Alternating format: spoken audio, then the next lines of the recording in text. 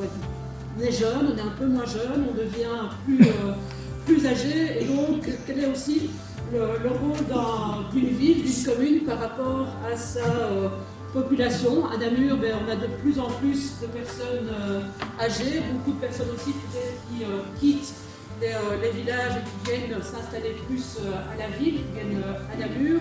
On a donc un quart de notre population qui a plus de 65 ans, et donc ça doit nous faire aussi réfléchir dans toute une série de politiques au niveau vraiment transversal, de se dire mais quel est notre rôle en tant qu'autorité locale, en quoi est-ce qu'on doit répondre aux besoins des aînés, qu'est-ce qu'on doit mettre en place, qu'est-ce qu'il faut avoir comme objectif, comme ambition, est-ce qu'il faut imposer des choses, est-ce qu'il faut être plutôt dans le dialogue, la co-construction avec nos citoyens. Mais donc par rapport justement à la question de l'habitat, la question du logement, on sait qu'il faut pouvoir permettre aux personnes plus âgées de rester dans leur logement, mais il faut aussi et surtout, c'est peut-être là le plus difficile, c'est de sensibiliser les jeunes qui commencent à tout construire, qui cherchent leur logement, à se dire il faut penser aujourd'hui à demain, et donc se dire dans ce logement, je vais y faire, je l'espère, toute ma vie, et donc il faut penser très tôt à mettre en place des aménagements pour pouvoir y rester tout au long de la vie. Donc c'est dans ce cadre-là que la ville de Namur a souhaité sensibiliser, informer, communiquer, pousser à la construction du logement adaptable, à la fois pour les personnes privées, mais aussi pour les promoteurs, donc ceux qui viennent construire beaucoup dans les villes. Donc, je ne sais pas si vous connaissez bien Namur, si vous êtes venu il y a longtemps, si vous revenez maintenant, mais vous verrez qu'il y a des grues partout, des constructions aux quatre coins de notre ville, et donc c'est le bon moment aussi pour pousser la réflexion par rapport au logement adaptable et adapté. C'est pas du tout mon PowerPoint, donc il y a des petites choses qui bougent. Donc effectivement, l'architecture doit donc s'adapter à tous les âges de la vie.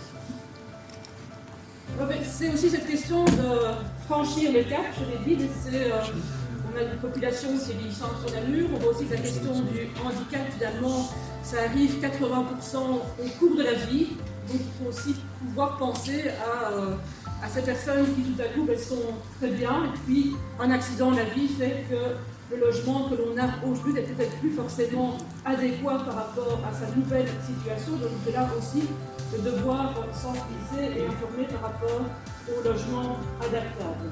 De se dire aussi par rapport à la question du développement durable, de l'économie d'énergie, qu'on appelle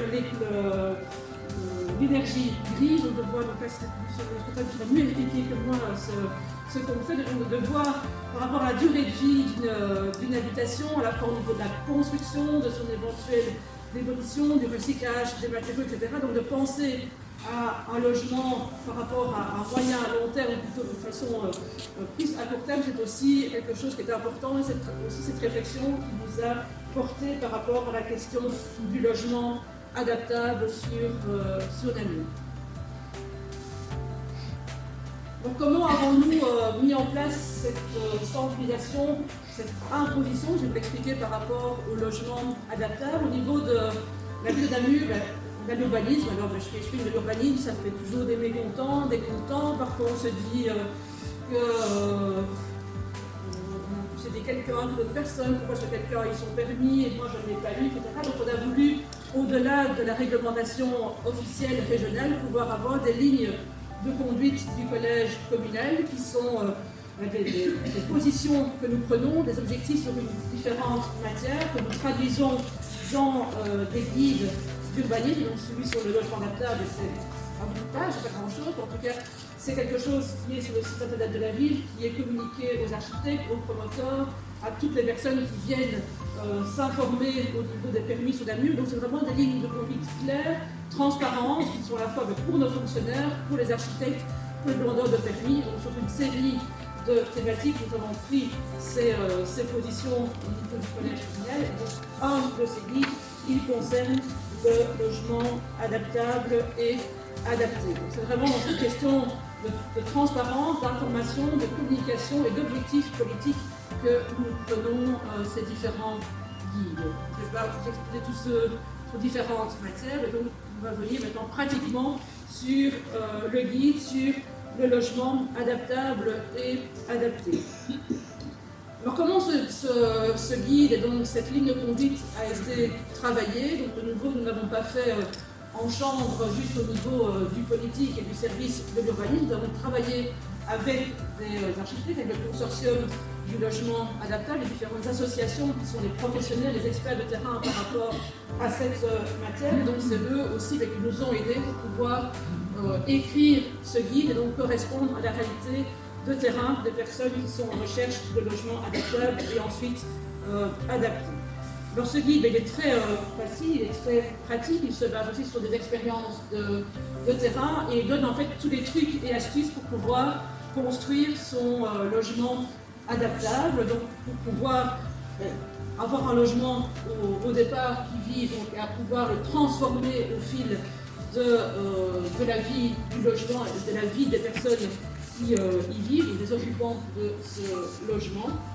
Il a aussi pour vocation, donc notre ambition au niveau de tous les nouveaux logements qui se construisent sur la rue, c'est d'avoir un objectif de 20%. Donc dès qu'on construit un petit immeuble de 5 appartements, nous imposons qu'il y ait 20%, donc un logement sur 5 qui soit du logement adaptable. Alors c'est peut-être plus facile effectivement dans des villes, des moyennes grandes villes, parce qu'il y a beaucoup de construction pour l'instant, de pouvoir imposer cela aux promoteurs d'avoir 20% de logements adaptables, plutôt peut-être que dans des communes plus petites où on construit une maison à la fois, ou bien voilà, s'il y a quelques petits lotissements, voilà, c'est peut-être une plus grande facilité, en tout cas pour des communes de grande taille, de pouvoir avoir cette ambition et de pouvoir imposer cela dans les nouvelles constructions.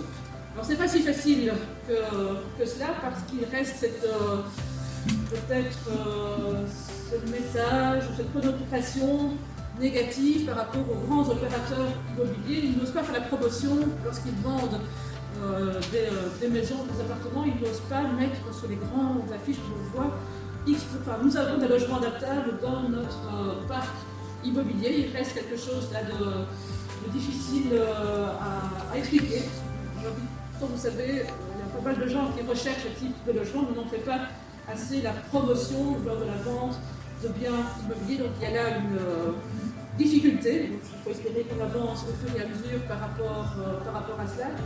Il y a aussi une difficulté par rapport aux jeunes qui veulent construire leur maison.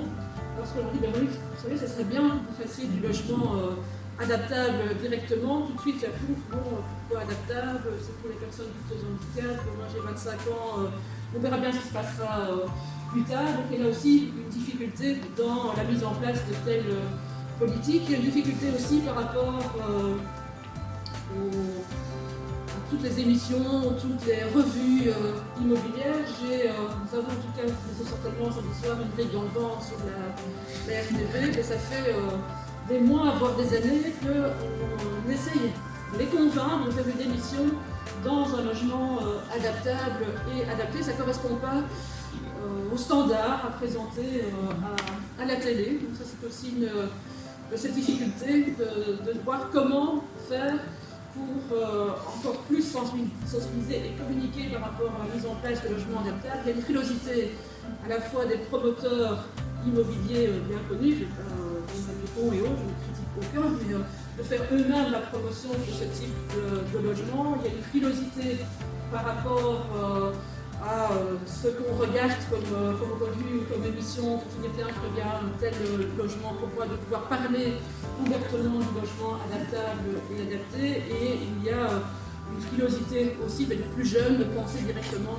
à construire du logement adaptable. Donc il y a encore du travail par rapport à tout cela. Et une des soirées aussi, comme je dis, c'est important d'en avoir un peu partout aux quatre coins de la Wallonie. Peut-être plus concrètement, par rapport à un logement adaptable, c'est un logement comme tout le monde au départ, mais avec effectivement certaines dimensions qui sont prévues, des largeurs de portes, avoir certaines hauteurs par rapport à du mobilier, avoir des cloisons qui pourront facilement ne plus exister dans quelques années. Donc vous avez sur la gauche donc, le logement adaptable qui devient en bleu le logement adapté lorsque l'on en a besoin. Vous voyez que les cloisons ici,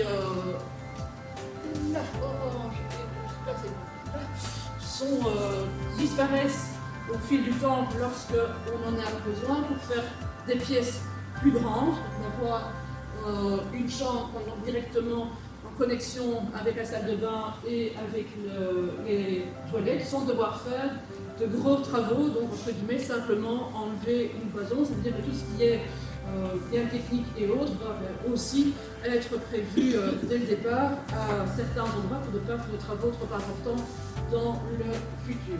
Ça veut dire également que par rapport à un logement classique, vous voyez que le nombre de pièces ne diminue pas, le nombre de pièces de vie reste aussi important, mais on pense directement à pouvoir faciliter les choses plus tard. Donc ça nécessite aussi bien sûr avec quelques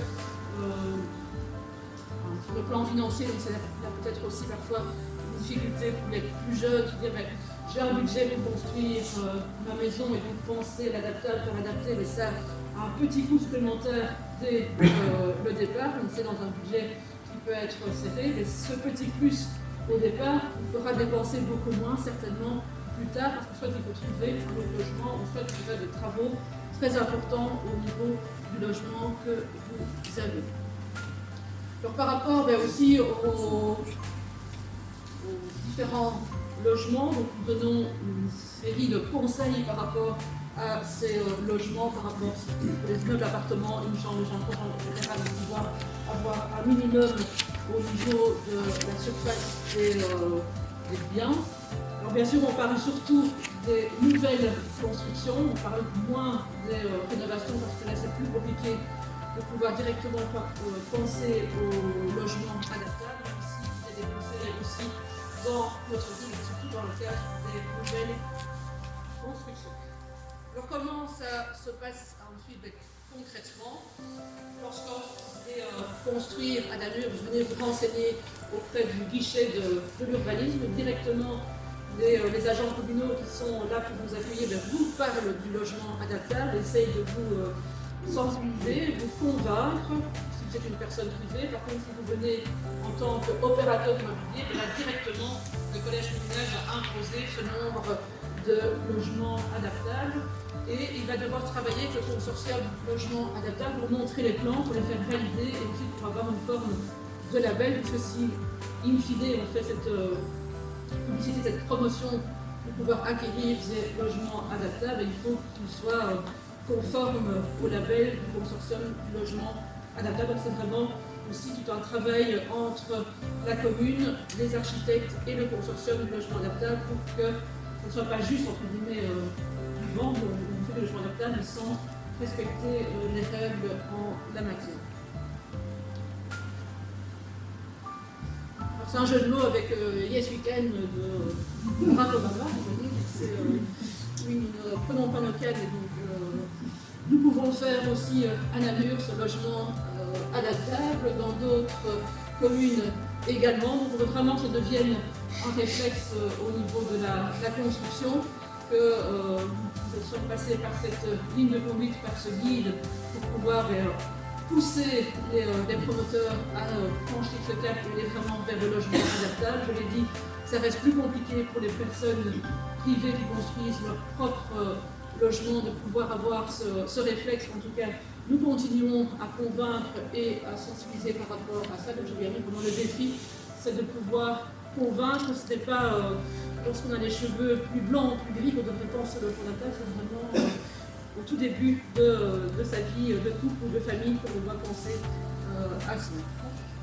Peut-être aussi d'autres pistes de réflexion pour pouvoir rester à tout âge dans sa maison. On avait parlé tout à l'heure, le logement pour beaucoup, bien d'autres choses. Donc je dirais aussi qu'il y a une série d'écueils, de difficultés par rapport à ça.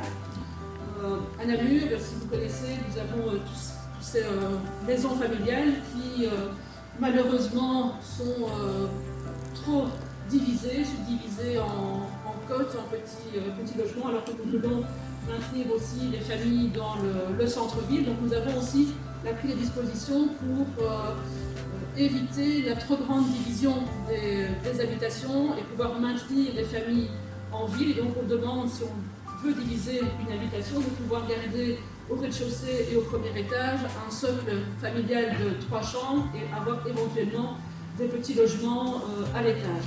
À l'expérience, on se rend compte aussi que si on veut avoir des aînés qui vont pas être dans ce grand logement familial, qui seront dans un plus petit logement, avoir ce socle familial en bas et le petit logement peut-être pour les aînés en haut, c'est plus compliqué, donc il faut là peut-être aussi accepter d'avoir l'inversion de notre réflexion, donc un plus petit logement au rez-de-chaussée et un logement familial aux étages pour qu'une personne plus âgée puisse venir dans cette maison. Alors c'est aussi cette difficulté par rapport aux divisions des habitations, de se dire par rapport au logement kangourou, parce qu'on en parle beaucoup, mais in fine, dans les faits, on n'en voit pas tellement dans nos communes. Au niveau de la vie de Namur, à titre personnel, moi je plaide beaucoup pour essayer d'avoir des permis d'urbanisme à durée limitée, pour pouvoir se dire que si on divise à un moment donné une maison pour avoir un logement kangourou, il faudrait que ce permis soit attaché à la personne pour qu'après la maison puisse devenir une maison familiale et ne soit pas divisée, ce qui entraîne une série aussi de difficultés dans des villes, de trop grands stationnements, parfois de nuisances entre les habitants. Donc là, on devrait pouvoir aussi être aidé si on avait des permis à durée limitée. Donc on sait aussi que les nouvelles technologies peuvent aider les personnes à rester dans leur maison. Il y a une série d'associations, d'entreprises, qu'on appelle la silver economy, qui réfléchissent aussi à voir comment, avec ces nouvelles technologies, on peut maintenir les aînés dans leur habitation, avec la reconnaissance vocale, par exemple, pour pouvoir ouvrir la porte d'entrée pour une série de services. On voit aussi des entreprises qui réfléchissent à pouvoir mettre des modules, par exemple, en annexe d'une maison pour, pendant quelques temps, permettre aussi à la personne âgée de rester dans sa maison mais être au rez-de-chaussée.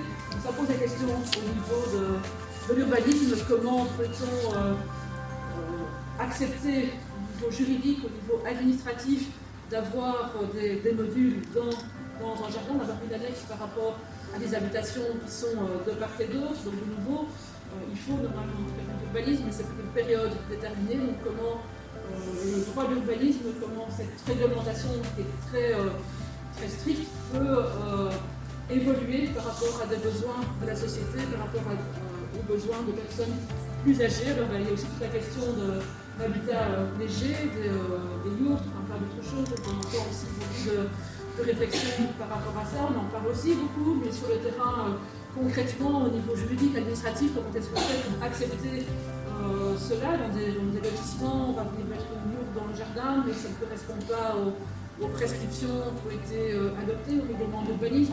Comment peut-on aussi évoluer, avoir une certaine souplesse par rapport à ces nouveaux enjeux de société, pour pouvoir ouvrir les fenêtres, pousser les murs par rapport à cette réglementation, mais garder néanmoins des balises. Donc c'est là aussi un peu cette réflexion du permis plutôt à durée déterminée, je pense, doit être posée. On doit oser en tout cas ouvrir le débat par rapport à cela. Je sais que la région Wallonne est très frileuse par rapport à cette thématique. Je ne désespère pas qu'un jour le débat sera ouvert par rapport à tout cela.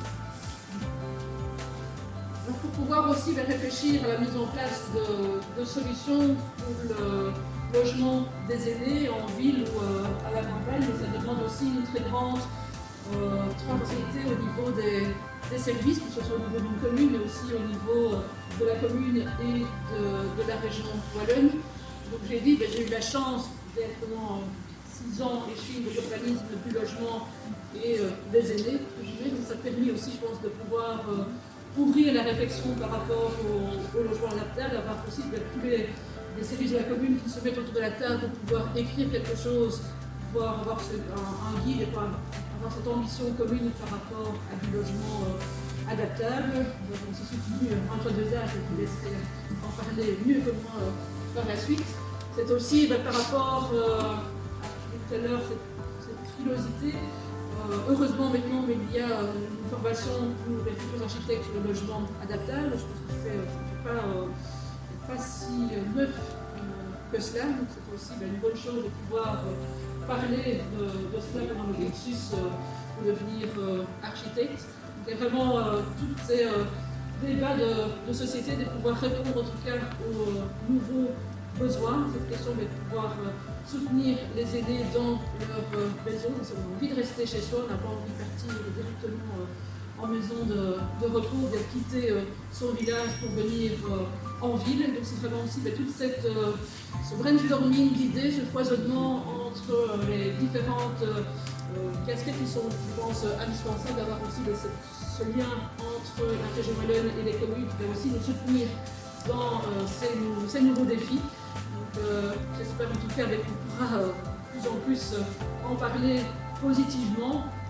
J'espère qu'un jour vous verrez à une brique dans le ventre une émission spéciale logement adaptable et adapté. Ce serait aussi une belle façon de mettre tout cela en valeur et d'en faire parler d'autant plus pour permettre une plus grande conscientisation. Donc, Namur a cette ambition, on remplit l'objectif, ça reste difficile, il faut sensibiliser et convaincre. Je pense que c'est aussi le rôle des pouvoirs publics d'être avant-gardiste, en tout cas d'avancer dans le mouvement, parce qu'on sait qu'il y a des besoins de société, il y a des besoins des aînés, souvent beaucoup de personnes plus âgées viennent aussi nous voir, les gens recherchent à Namur un logement adaptable ou adapté, où sont-ils? Mais voilà, c'est parfois difficile de pouvoir renseigner, donc nous devons travailler en tout cas collectivement et construire par rapport à cette thématique. Et merci pour votre attention, j'ai quelques livres, pas grand-chose, j'en ai quelques-uns ici avec moi. Merci beaucoup, Madame. Vous voyez que c'est quelqu'un de passionné.